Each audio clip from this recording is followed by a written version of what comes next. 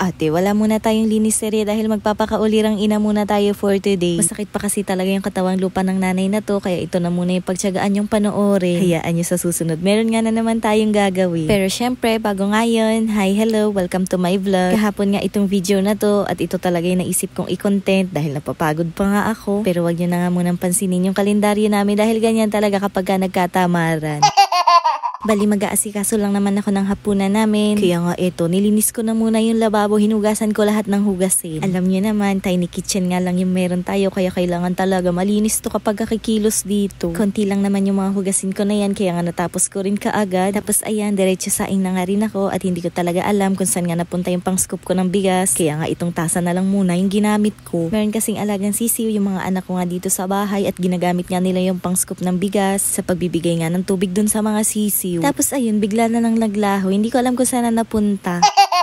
Dahil init-lamig pa nga rin ang panahon, naglalagay pa nga rin ako ng suka sa sinaing para nga siguradong hindi mapapanis. At nung maisalang ko na nga yung sinaing, nilabas ko na nga rin itong lulutuin ko at magsisinigang nga ako ngayon. Kahapon pa nga gusto ng Papa J ng sinangag pero gusto nga ng mga bata pritong isda. E di syempre sinong masusunod? Yung mga bata. Oo ate, para makakain sila ng maayos. Kaya nga sabi ng Papa J, ngayon na nga lang daw ako magsinigang. Kaya ayan, ibigay ang hili. Manok nga sana yung gusto niya pero dahil hindi ko makuha dun sa freezer, itong pork chop na nga lang yung lulutuin ko. Minsan lang din naman kami makasinigang na baboy, kaya ayan, okay lang yan. Kapag ka nagsisinigang nga kami, pechay lang talaga yung nilalagay naming gulay. Dahil kapag ka naglagay kami ng ibang gulay sa sinigang, nasasayang talaga, hindi namin nakakain lahat. Sa mahal pa naman ang bilihin ngayon, kailangan talagang magtipid. O siya ayan, nagayat nga lang din pala ako ng sibuyas, kamatis at saka bawang. And yes, tama, merong bawang dahil gusto ko nga igisa yung karne. Yung pechay, sibuyas at kamatis, binili ko nga lang pala yan dito sa tindahan sa amin. Ate, kung pupunta pa ako ng Talipa, patalo talaga ako sa pamasahe dahil yan lang naman talaga yung kailangan ko. Bali, nilipat ko nga lang pala sa platito yung mga nagayat ko dahil gagamitin ko pa nga yung chopping board mamaya sa paghihiwa ng karne. Yun nga lang, medyo matigas pa kaya ayan, pamaya-maya ko na nga lang hihiwain. Tapos ayan, fast forward, hindi na nga ako nag-video pero nagsundo nga ako sa mga bata. Lagi ko naman silang sinasabihan na kapag kakaya ko nga silang sunduin, isusunduin ko nga sila. Pero pag hindi, umuwi na lang sila ng kanila. Pero dahil kaya ko pa naman, ayan, palagi ko nga silang nasusundo. Tapos nagpahinga nga lang ako ng konti at ginayat ko na nga rin itong karne para makapagluto na dahil anong oras na nito. Dito na nga lang din ako magluluto sa paborito kong lutuan dahil wala lang, gusto ko lang talaga dito nagluluto.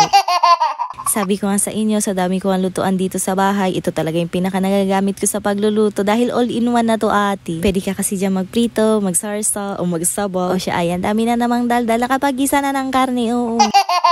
Naglagay nga lang din ako ng patis, tapos paminta. Tapos sinayaan ko na yan siya dyan, masangkot siya mag-isa niya. Medyo na-stress nga ako dito sa bunso ko dahil kung san-san talaga siyang notebook nagsusulat yung science napunta sa makabansa. Kaya ayan, sabi ko ilipat niya ng notebook, oo. Well, fault ko naman yun dahil hindi ko nga siya nagawa ng makabansa at saka GMRC na notebook. Nagpala desisyon kasi ako sa mga subject. Ayan, nanghuhula tuloy yung anak ko kung saan magsusulat.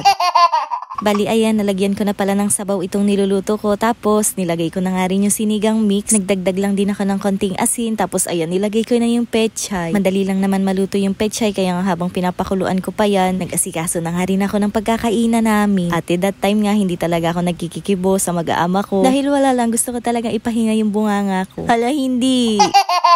Pero deep inside, natatawa talaga ako dahil nung nag-asikaso na nga ako, nagsigalawan din sila, oo. After nga namin kumain, nagpahinga nga lang ako ng konti. Tapos, tinanggal ko na nga tong marble vinyl tiles dito sa kusina ko. Sa totoo lang, okay pa naman siya. Sobrang madikit. Pero yung nasa ibabaw nga, nagtutuklapan talaga. Kaya pansin nyo yung gilid-gilid, mga nakaangat na. May kulang 1 year na din naman ito sa akin. Kaya nga okay na din yan. Natanggalin ko na siya. Nananawa na kasi talaga ako sa itsura. At yan talaga yung advantage kapag ka puro DIY ka nga sa bahay. Kapag nanawa ka, pwede mong palitan. Pero may disadvantage din naman yan. Dahil syempre magastos, oo. Sa tingin ko naman, sulit ko naman tong kinabit ko dito sa kusina kaya ayan, deserve na niya ding mapalitan. Akala ko talaga wala nga akong makikitang kahit ano dito pagtanggal ko pero ayan, meron nga nasamang butiking na toasted. At thank you Lord talaga dahil yun nga lang yung nakita ko sa pagtatanggal ko nga nitong vinyl tiles. Matagal ko na talagang plano na palitan nga itong nakadikit dito sa lababo ko at finally ito magagawa ko na nga. Pero ate, wala pa nga tayong pang tiles kaya nga magdi-DIY lang tayo ulit. Pero syempre naghanap na nga ako ng good quality talaga. Sus me, wag lang akong mananawa ulit para magtagal yung ipapalit ko.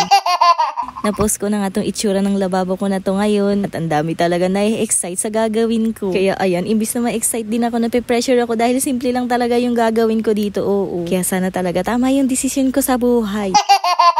Akala ko nga aabutin talaga ako ng siyam-siyam sa pagtatanggal nga nitong nakakabit dito sa lababo ko. Pero ate, 20 minutes lang tapos ko na siya. And ayan, ganyan na nga yung naging itsura. O diba nakakatakot? Na para bang ang dugyot-dugyot. Mga ate, wala mo ng aesthetic ngayon. Aayusin natin niya, mag-antay kayo. Hala, hindi.